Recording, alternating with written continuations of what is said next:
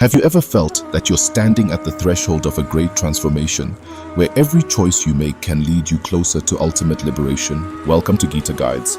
Today, we journey into chapter 18 of the Bhagavad Gita, the grand culmination of ancient wisdom, where all paths converge into one universal truth.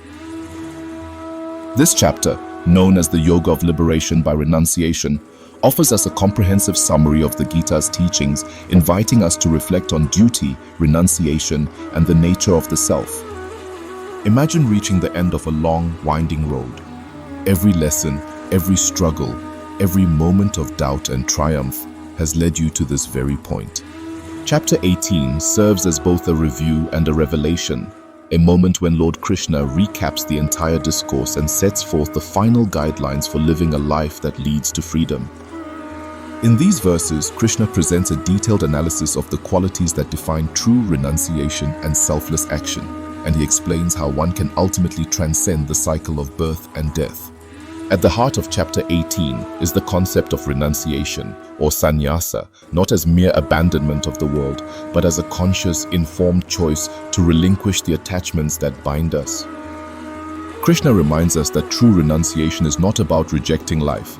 It is about living with clarity, with a heart free from selfish desires and an intellect unclouded by attachment.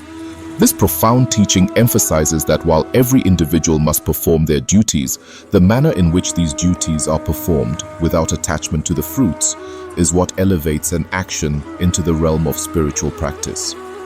Krishna further elaborates on the nature of action by categorizing it according to the three gunas, Sattva, Rajas and Tamas. These qualities, which have been discussed throughout the Gita, reach their final synthesis in chapter 18.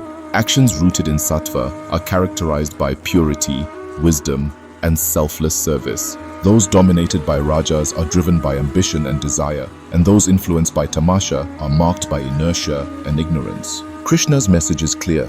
One must strive to cultivate Sattva in every action, thereby aligning oneself with the divine order and paving the way for true liberation. In this chapter, the distinction between the renunciant and the one who continues to act is also made clear. The renunciant, according to Krishna, is not someone who abandons the world altogether, but rather someone who renounces the ego and the fruits of action. It is this state of inner freedom, a detachment that allows one to engage with the world fully, yet without being ensnared by it, that marks the highest form of spiritual achievement. This teaching is especially pertinent in our modern lives, where we often feel overwhelmed by the demands of work, relationships, and societal expectations. Krishna's words encourage us to perform our roles with dedication and excellence, while at the same time cultivating an inner detachment that shields our soul from the fluctuations of fortune. Chapter 18 also synthesizes the essence of all previous chapters, drawing together the themes of duty, knowledge, and meditation. It presents a holistic view of the spiritual journey, where every action, thought, and emotion is seen as part of a larger tapestry. Krishna stresses that the path to liberation is not reserved for the few, but is open to all who are willing to cultivate the right attitude. Whether you are a student, a professional, a parent, or simply a seeker of truth, the guidance offered in this chapter is universal. It teaches us that true freedom comes not from renouncing the world in a literal sense, but from understanding our true nature and living in harmony with it. As we contemplate these teachings, consider how they resonate with your own life. Have you ever felt the pull of worldly desires, only to find that they leave you empty in the end? Perhaps you have experienced moments of clarity when even amid chaos, you felt a profound sense of peace and purpose. These moments are echoes of the eternal truth that Krishna reveals our ultimate identity lies not in our temporary roles or material achievements, but in the unchanging divine essence that is our true self. Krishna's concluding instructions are both a call to action and a promise of ultimate liberation.